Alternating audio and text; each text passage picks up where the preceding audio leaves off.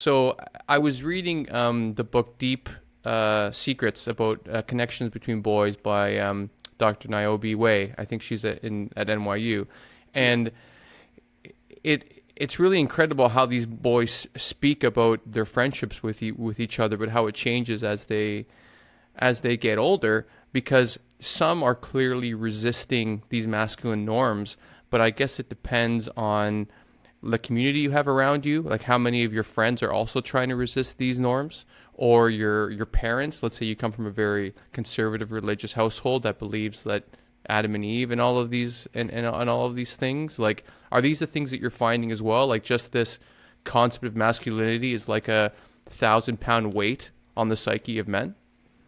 Wow, that's a great way to describe it. Yes.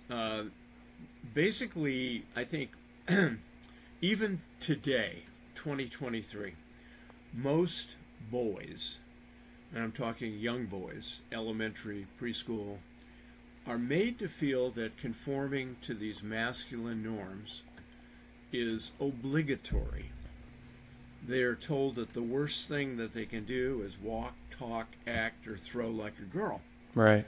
So masculinity becomes the opposite of anything feminine. And as you pointed out, some important human qualities like empathy, like compassion, like the expression of love verbally Hmm.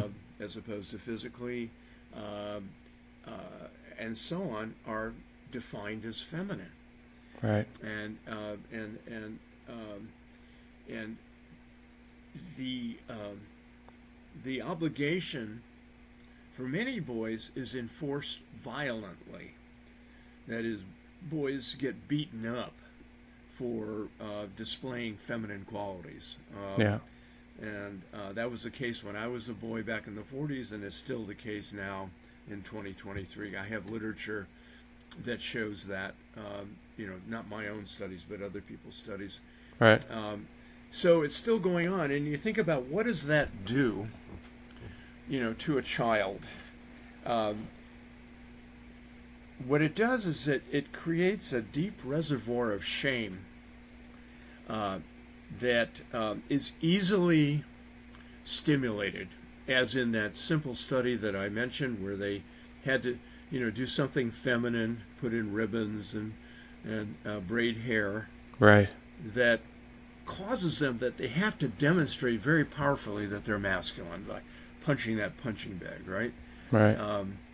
So this kind of provides the foundation for understanding why it is that threatened masculinity, seems to be the ingredient that causes a small minority of men to get gun violent. Now, I have more evidence that bears on that point, because, as I said, none of the experiments or surveys that I reviewed actually studied real violence, but I found three sources of actual gun violence. One is a database of school shooters. It was put together by Peter Langman, and it's searchable. And the other were two qualitative studies, one of murder-suicides and the other of mass shooters. Now, these categories overlap. Like Columbine was all three. It was a school shooter, a mass shooter, and a murder-suicide.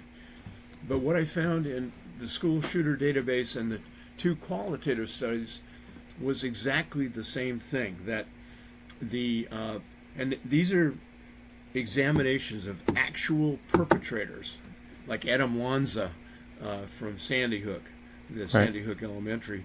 Um, and what they found was exactly the same thing, that it is threatened masculinity that caused these boys to engage in these heinous acts. And here's a further data point, Wow. if that isn't enough. Did we talk about the Remington settlement? I believe so. We touched on it. Yeah, I'd love for you to explain that. Yeah, so Remington is a armaments manufacturer. It's actually out of business now, but at the time it made the AR-15, a rifle. It called it the Bushmaster. Right. And the parents and survivors of Sandy Hook, we just mentioned Sandy Hook, sued Remington and won a settlement of $73 million. So, and that was, as I said, the company's out of business. It was paid by their insurance companies, Right. or is to be paid. I'm not sure it actually has been paid. And why did they win this settlement? Because of the way Remington advertised its weapon. I think I showed you a picture of it, and basically what it is a picture of the weapon, kind of longitudinally across this, going horizontally across the screen, and a symbol of the, I guess it's the logo, which looks like some sort of snake.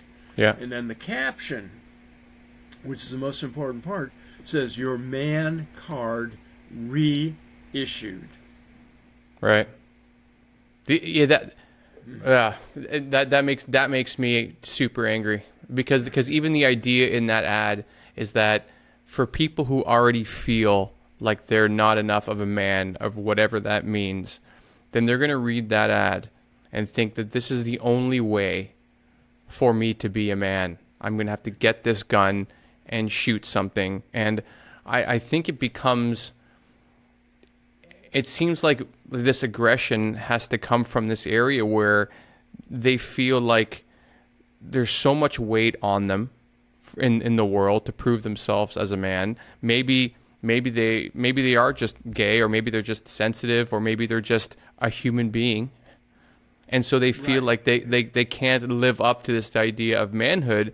And so if your emotions and empathy is taken away from you, if you can't even feel or recognize sadness. So the only way that emotion is going to mechanize within your body is going to be aggression. And then there's monsters like Remington that are really harnessing that, or even today, like people like Andrew Tate or Jordan Peterson to some extent as well, that is like harnessing all of that, anger and loneliness and isolation to their own means. And it's disgusting, where I think we just need to be able to help men and boys accept themselves for who they are, and whatever that means. I'm not talking